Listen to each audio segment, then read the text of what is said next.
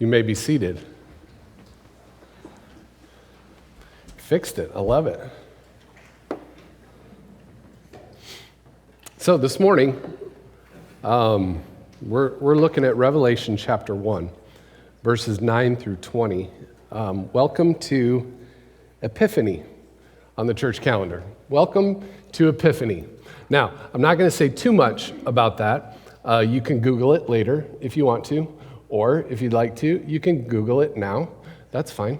But one of the things that we do during the season of Epiphany is we look at different stories where God reveals himself in kind of a new way, or a surprising way, or a refreshing way, or somebody has an experience of God that makes them go, oh, that's not what I expected, or that's bigger or different than I had previously thought or believed. And so here's a story where that kind of happens. And John, the writer of Revelation, is sort of relaying this to a community of people who might really need to hear about his experience with Jesus. So, Revelation 1, 9 through 20. You can follow along behind me. If you've got it with you, you can do it like that. But let's spend a moment in prayer.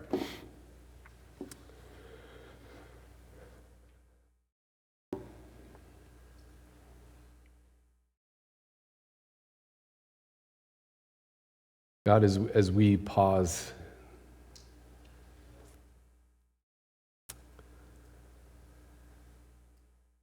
we stop for a moment, and we ask that you would help create space in our minds and our bodies right now where we can be ready to listen.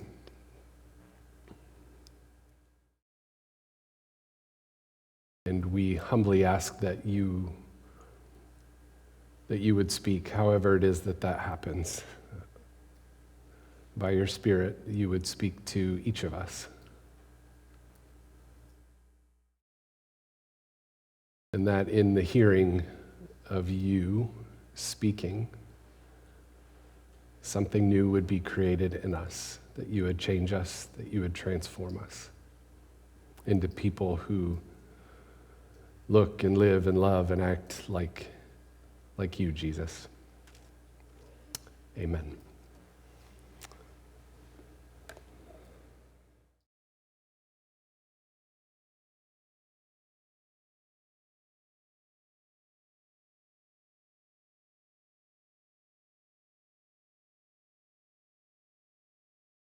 Revelation 1, 9 through 20.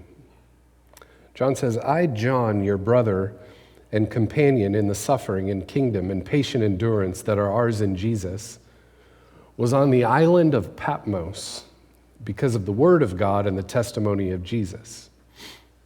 On the Lord's day, I was in the Spirit, and I heard behind me a loud voice like a trumpet, which said, write on a scroll what you see and send it to the 7 churches, to Ephesus, Smyrna, Pergamum, Thyatira, Sardis, Philadelphia, and Laodicea. I turned to see the voice that was speaking to me. And when I turned, I saw 7 golden lampstands, and among the lampstands was someone like the Son of Man, dressed in a robe reaching down to his feet, with a golden sash around his chest. The hair on his head was white like wool, as white as snow, and his eyes were like blazing fire. His feet were like bronze glowing in a furnace, and his voice was like the sound of rushing waters. In his right hand, he held the 7 stars. And coming out of his mouth was a sharp double-edged sword. His face was like the sun, shining in all its brilliance. When I saw him, I fell at his feet as though dead. Then he placed his right hand on me and said, don't be afraid. I'm the first and the last. I'm the living one. I was dead, and now look, I am alive forever and ever, and I hold the keys of death and Hades. Write therefore what you have seen, what is now, and what will take place later. The mystery of the 7 stars that you saw in my right hand and of the 7 golden lampstands is this. The 7 stars are the angels of the 7 churches, and the 7 lampstands are the 7 churches. We will go that far. Imagine seeing that. Imagine being where he was and then hearing a voice and turning around and experiencing the divine like that. Such a good story. So I want to start like this, and this is just an observation about social media in general, just a little bit of my own commentary. So we're thinking about Facebook, X, or Twitter. Come on, why did they do that? It's so dumb. Twitter's way better. Anyway, Insta, TikTok, you name it, all of it. Okay, this is just sort of this is my commentary on some of it. Social media can be really good for all sorts of different things, right? You create this online community, you connect with people who may have known like in high school and now they live far away from you and you can kind of communicate and stuff. It's good for that sort of thing, but you think about the web of connections that you have through all of your social media platforms, but think about the stuff that you see. Think about the articles that you read, the stuff that people say. Think about the videos that people post on them. Here's what I've noticed. If you indulge in just sort of a light scroll of any of your social media platforms, sooner or later, you're going to come across something that somebody else is telling you you need to fear. Like you need to be afraid of this. Like it doesn't take you very long to scroll on social media to come up with somebody ringing some alarm bell, right? So here are some of the things that I sort of logged over the last week that we're supposed to be afraid of, okay? We're supposed to be afraid of the president for all sorts of different reasons.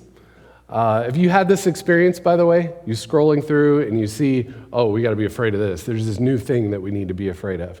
So we're supposed to be afraid of the president. That's one thing for all sorts of different reasons. We have to be afraid of processed food. Did you know this?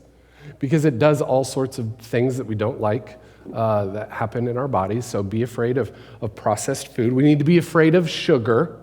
That's a thing to be afraid of. We need to be afraid of vaccines. We need to be afraid of Muslims because they're all jihadists. I'm not saying this is what I see, and I'm just reporting to you. We need to be afraid of that. We need to be afraid of atheists because they're trying to take God away from us, which I think is hilarious because how do they do that? We need to be afraid of public schools and the public school system because they teach our kids all sorts of things, CRT, all that kind of stuff. Look out. We got to ban some books. We have to be afraid of books. There are books that we have to be afraid of.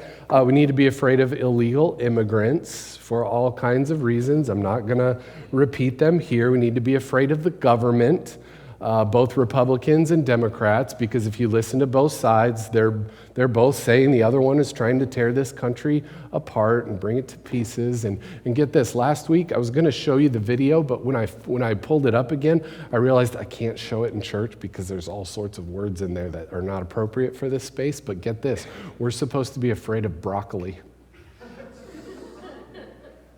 Broccoli. Have any of you seen this? We're supposed to be afraid of broccoli. Micah, you're so happy about that. I love it. Yeah, we're supposed to be, apparently it has all sorts of stuff in it that cause things like cancer. Broccoli. Broccoli. Are you kidding me, social media?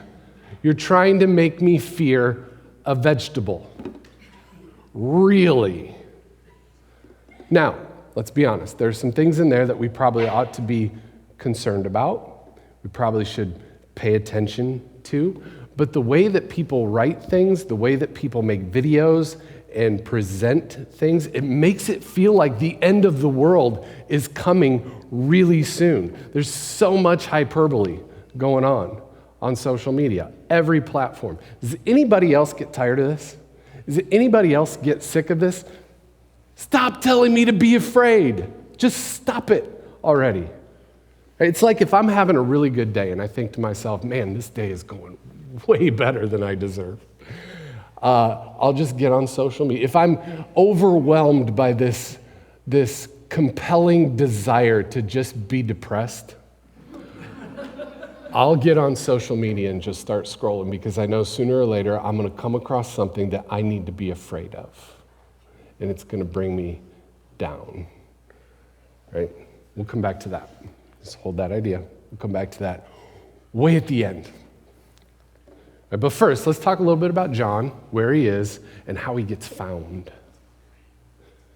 Verse 9, I, John, your brother and companion, in the suffering and kingdom and patient endurance that are ours in Jesus, was on the island of Patmos because of the word of God and the testimony of Jesus. What is going on with John on an island called Patmos? So John is on the island of Patmos because apparently he was a very important, influential leader in the early church, and the Roman Empire really didn't like that. So they captured him, and instead of killing him, making him a martyr to sort of inspire his followers or his people or his church or his community, instead of doing that, they imprisoned him on the island of Patmos. They put him in exile. Now, when we translate that from the Greek, we translate it as the island of Patmos because it's just an easy way to say it. It kind of rolls off the tongue. But if you were to translate it literally, it would go like this: an island called Patmos. I, John, your brother and companion, I'm on the island called Patmos. Why would he say it like that? The island called Patmos. Most of us, many of us, are from the city of Ames, right? We would, when someone asks us where we're from, we say, I'm from Ames, or I'm from the city of Ames. We wouldn't say, I am from a city called Ames. If you're from Des Moines, you wouldn't say, I am from a city called Des Moines. Or if you're from LA, you would not say to somebody, I am from a city called Los Angeles. No, we wouldn't say it like that because all of these places are familiar to us. I'm from Ames. I'm from Des Moines. I'm from LA. Patmos, unfamiliar territory here. It's an island. I'm on this island. It's this island called Patmos, right? It's a remote island with about 13 square miles of land. It's a dot in the ocean on the face of the earth. Right? Tiny, tiny, tiny. It's a barren island with just a few trees, and it's got a dormant volcano in the middle of it. It's no wonder the Roman Empire thought this is a great place to imprison people and to put them in exile because it's out there. It's this island called Patmos. So that's where John is, right? He's out on this island called Patmos. It's barren, right? It's got a dormant volcano on it. And suddenly, he's caught up in the Spirit, and he hears the voice of Jesus. Right? He's on a barren, remote island. He's in exile. He's a prisoner, and suddenly, God shows up. I think one of the things that this story is saying to us is something like this. There's not a place we can be, not a single place we can be, where God won't seek us out and find us. There isn't a place we can be where God won't seek us out and find us.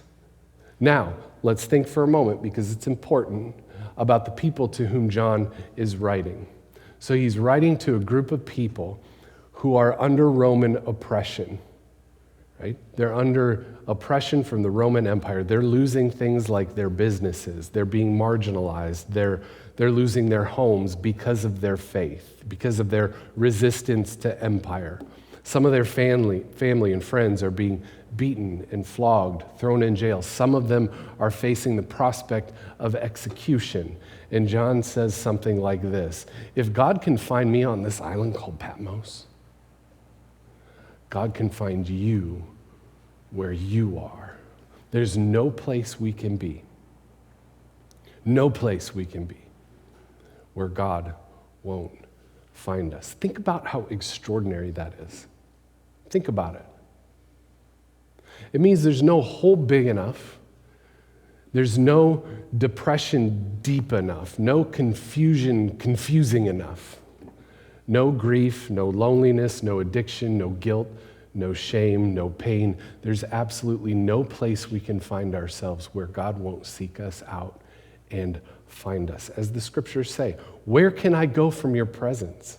Where can I flee? Where can I go from your spirit or flee from your presence? If I go up to the heavens, you're there. If I make my bed in the depths, you're there too. There's not a place we can be where God won't find us. So John, startled, turns around to look at the voice that he hears. And what he sees blows his mind. It's like an epiphany. He's now understanding something he may not have understood before. He's learning something new. He's having an incredible experience of the divine. Now, we have to remember what kind of literature we're reading here. We're reading apocalyptic literature. That word apocalypse means revealing of that which was previously hidden. Apocalypse means, right, seeing that which is really hard to see, the unveiling of that which is hard to see. It's as if John is saying, hey, I know what your experience of life is, but this is what's really going on. It's as if John is pulling back the thin veil separating heaven and earth, and he's showing us what's really going on. And he describes images by using words and phrases. He describes Jesus using words and phrases and images from the Old Testament, things that his followers would be familiar with, images from the books of Exodus and Ezekiel and Daniel, and he's sort of giving us this vision to show us just how big Jesus really is. And look, this isn't warm and fuzzy Jesus. Not even close. This isn't best friend buddy Jesus, that's for sure. This isn't blonde hair, blue-eyed Jesus with the long robe sitting on the ground with all the little children like sitting on his lap. This isn't blonde hair, blue-eyed Jesus with the long robe with the cute little lamb like hanging around on his shoulders. Like you've seen those pictures, right? You've seen those depictions. That's not what we're talking about. No, this is big Jesus. This is cosmic Jesus.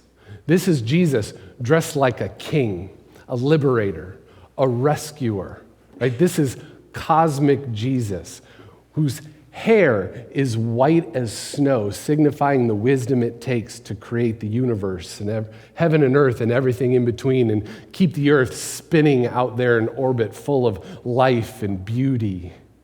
Right? This is cosmic Jesus, whose eyes blaze like fire, having the ability to peer deep into the deepest parts of ourselves, both to illumine all of those things that don't belong there and also to burn them away. When was the last time you allowed Jesus to look at you like that, to search you inside and out? This is Jesus with bronze feet,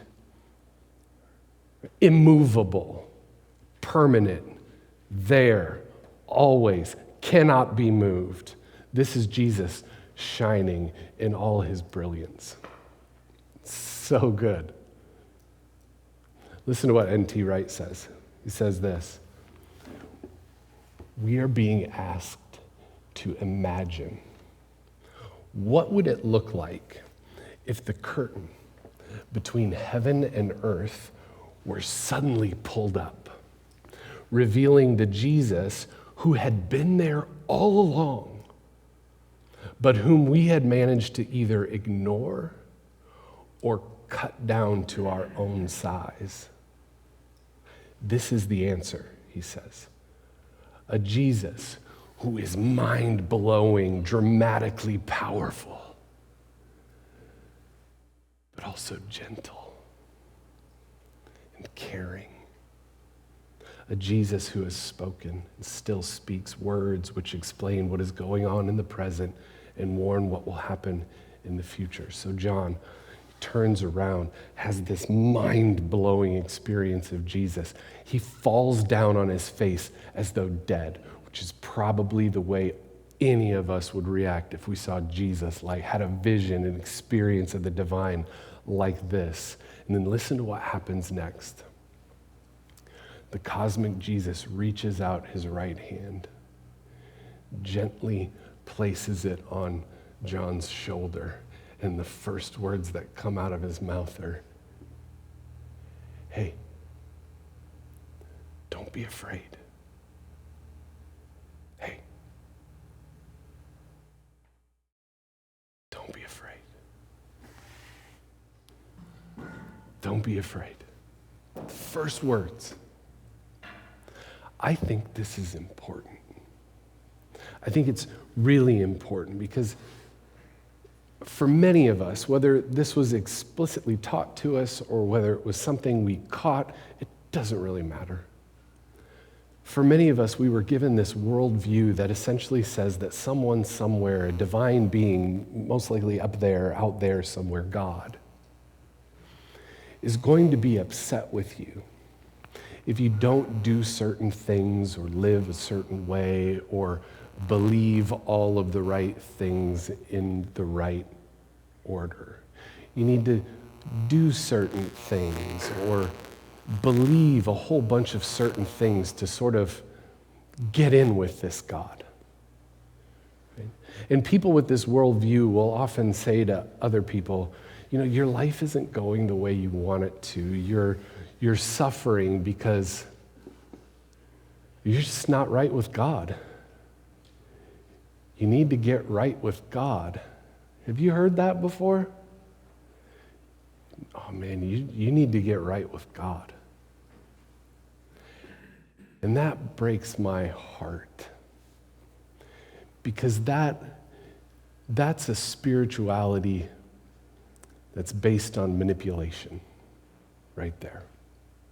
Because the implication is you need to act a certain way, you need to believe the right things to get right with God. It's a spirituality based on doing. I need to do certain things to get right with God. I need to believe certain things to get right with God. I'm suffering. Things aren't going the way I want them to. I'm not living the right kind of life. I'm doubting some things. I'm questioning some things, and God must be angry with me. Like, this is a spirituality based on fear and manipulation, and I'm tired of it. I'm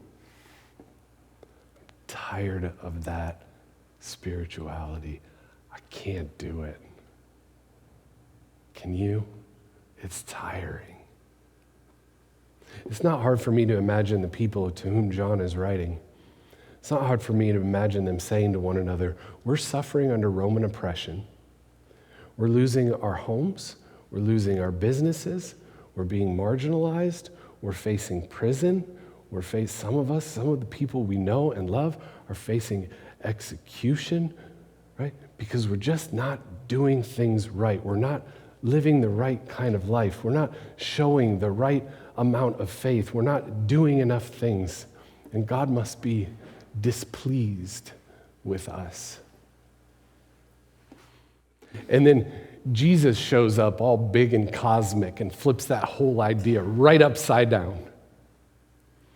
Cosmic Jesus gently reaches out and places his right hand on John's shoulder and says, no, don't be afraid.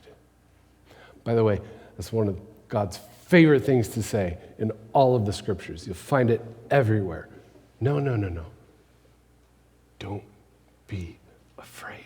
Jesus says, there's nothing you can do to get in with me, to get right with me. We just celebrated Christmas, right? Jesus says, I've already come to you. I'm already on your side. I'm standing here among the lampstands, among the churches. I'm here. You're not being punished. There are all sorts of terrible things that happen in this life, and I'm right here with you. enduring them all right by your side. In fact, I've already endured the worst that humanity can throw at anyone. I know your pain. I know your suffering. I know your struggle. Do not be afraid. I am the first and the last. I am the living one. I was dead, and now look, I'm alive forever and ever. So the next time you get depressed, scrolling through your news feed or your TikToks or your Instas or Reels or whatever, you're reading all these things or watching these videos about all this stuff you're supposed to fear, pull out the scriptures and read Revelation chapter 1. Experience the cosmic Jesus walking among the lampstand, holding the 7 stars in his hand, and hear him say, don't be afraid. Don't let him do that to you. Don't let him manipulate you like that. Don't do it. I am here. Don't be afraid. You're going to be okay. The next time life isn't going the way you want it to go, you're experiencing loss, confusion, doubt, suffering, guilt, shame. Pull out the scriptures and read Revelation chapter 1. Experience the cosmic Jesus by your side. Feel his hand on your shoulder and hear him say, hey, don't be afraid. I'm with you. I'm here to love you and give you my presence. The next time you mess things up, the next time you make a mistake and you're experiencing the consequences of that mistake, the next time you give in to that addiction, the next time you screw up a relationship, the next time you hurt somebody really badly, pull out the scriptures and read Revelation chapter 1. Experience the cosmic Jesus whose voice sounds like the rushing waters. Hear him say, do not be afraid. It's okay. I'm with you. I'm not here to condemn you. That's not why I've come. I'm here to love you and forgive you and transform you. I am on your side. Do not be afraid. That's the Jesus we meet in Revelation 1. That's the Jesus, the cosmic Jesus, who's dramatically powerful and yet very gentle and caring and loving and present and near. That's all I got. Let's pray.